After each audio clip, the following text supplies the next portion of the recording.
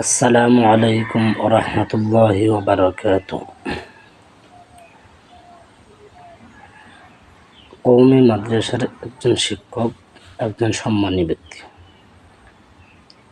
কওমি মাদ্রাসার একজন শিক্ষক, একজন সম্মানী ব্যক্তি। মুহতামিম সেও সম্মানী ব্যক্তি।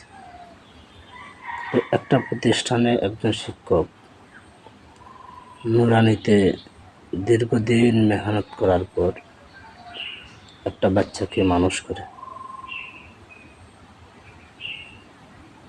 সেই বাচ্চাটা যদি মানুষের মতো মানুষ হয় এবং ভালোভাবে ইখলাসের সাথে দিন শিখতে পারে, তাহলে তার জন্য, তার পক্ষ থেকে আমাদের জন্য দোয়া আসে।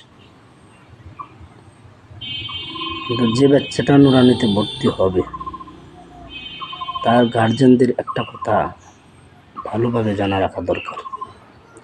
আমি কোন বয়সের বাচ্চাটাকে নুরানিতে ভর্তি করব? 5 বছরের, 6 বছরের, 7 বছরের, 8 বছরের, কোন বয়সের বাচ্চাকে আমি নুরানিতে ভর্তি করব? আসলে নুরানিতে ভর্তি করার জন্য বাচ্চার কোনো বয়স লাগে না, লাগে কয়েকটা জিনিস। সেটা হলো, যদি একটা ছেলে স্কুল থেকে ভালো বাংলা, অঙ্ক, ইংরেজিতে পারদর্শী হয়ে ভালো বাংলা রিডিং পড়তে পারে, সে যদি স্কুল থেকে এসে নুরানিতে ভর্তি হয়, তার নুরানি পড়তে বেশি দিন সময় লাগে না। আর একবারে 0 থেকে যদি নুরানিতে ভর্তি হয়, তখন ওই বাচ্চাটার দিন শেখা অনেক কঠিন হয়ে যায়। না পারে বাংলা, না পারে মদগুন্না, না গ্রামার মুখস্থ করতে পারে, না সঠিকভাবে সে দিন শিখতে পারে। প্রত্যেকটা জিনিস, একটা ক্লাসে নুরানিতে 30 জন 40 জন ছাত্র থাকতে পারে। সেই ক্লাসে একটা বাচ্চা আছে 3, 4 পড়ে আসছে, বাংলা রিডিং পারে, আর একটা বাচ্চা আছে 0। এই বাচ্চাগুলোকে কম্পেয়ার করিয়া একসাথে পড়ানো মুশকিল, কঠিন। এই জন্য যে সমস্ত গার্জিয়ানরা বাচ্চাদেরকে কওমি মাদ্রাসার নুরানিতে পড়াইবেন, আপনার উচিত বাচ্চাটাকে আগে কোনো স্কুলে দিয়ে বাংলাটাকে আগে ভালো রিডিং যেন চালু থাকে, এভাবে বাংলার উপরে একটু মেহনত বেশি করা। বাংলাতে সে চালু হওয়ার পরে যদি আমি মাদ্রাসায় নিয়ে আসি, সে অল্প সময়ে নুরানি শেষ করে ফেলবে। সে গ্রামার দিলে গ্রামার মুখস্থ করে ফেলবে, মদ গুন্না মাখরাজ দিলে সাথে সাথে মুখস্থ করে ফেলবে, সময় লাগবে না।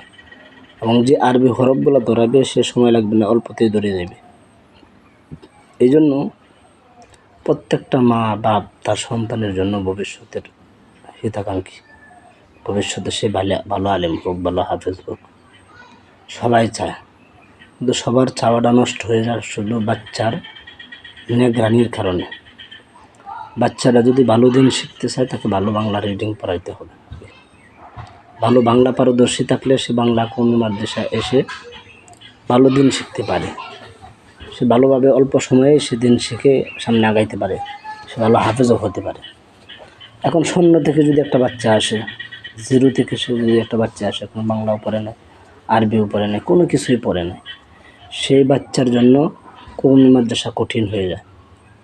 তার বাংলা শিখতে হয়, পাশাপাশি আরবি শিখতে হয়। এটার জন্য নুরানিতে প্রায় 1 বছর 2 বছর সময় লেগে যায়। অনেক সময় নুরানি থেকে আমপাড়া চলে দেয়, সেখানেও ভালোভাবে পারে না, বাংলাতে সময় দেওয়া লাগে, আরবিতেও সময় দেওয়া লাগে, আরবিটাও দুর্বল হয়ে যায়। এভাবে নাজারাতে সে চলে গেল, একই অবস্থা নাজারাতেও, সে নাজারাতেও কঠিন হয়ে যায়। নাজারাতে বাংলা প্লাস আরবি পড়তে গেলে নাজারাটা দুর্বল হওয়ার কারণে তার নাড়া দুর্বল আসে, সে হেফজে পড়তে পারে না। স্কুল থেকে 5 পাস করে আসলে সে 1 বছরে নুরানি, নাজারা, আমপাড়া শেষ করে হেফজখানে চলে যাবে। হেফজে গিয়ে সে বেশি বেশি মেহনত করে 1-2 বছরে সে হাফেজ হয়ে যেতে পারে, 3 বছরে হাফেজ হয়ে যেতে পারে। এই জন্য প্রত্যেকটা গার্জেনের জন্য উচিত আপনার সন্তানকে ভালোভাবে বাংলাটা পড়ে তারপরে আমি দিন শেখানোর জন্য আল্লাহর রাস্তায় পাঠিয়ে দেব। আশা করি এতে আপনার সন্তানেরও কল্যাণ হবে, আপনারও উপকার হবে। বাচ্চাকে নিয়ে এত হেনস্থার শিকার হইতে হবে না। বাচ্চাকে নিয়ে বারবার এদিকে ওদিকে দৌড়তে পারবেন না, দৌড়ার প্রয়োজনও হবে না। বাচ্চা নিজের থেকে মন মানসিকতা ভালো হয়ে যাবে, নিজের থেকে পড়ালেখায় মনে বসে যাবে। এই জন্য সবার গার্জেনের প্রতি আমার অত্যন্ত একটা আহ্বান থাকবে, প্রত্যেকটা গার্জেনের কাছে, আপনার সন্তানকে মানুষ করুন দিনের লাইনে, তবে পারদর্শী বানায় ভালোভাবে, যাতে পরিপক্ক দিন শিখতে পারে। সেই জন্য সচেতন থেকে যেন আমি মাদ্রাসায় দিয়ে ভালো হাফেজ আলেম বানাইতে পারি, সেদিকে লক্ষ্য রেখেই আমি আমার কথাগুলো আজকে ভিডিও বানিয়ে আপনাদেরকে দিলাম। যদি কথাগুলোর দ্বারা কোনো উপকার হয় তো লাইক, কমেন্ট, শেয়ার করে আমার পাশে থাকবেন।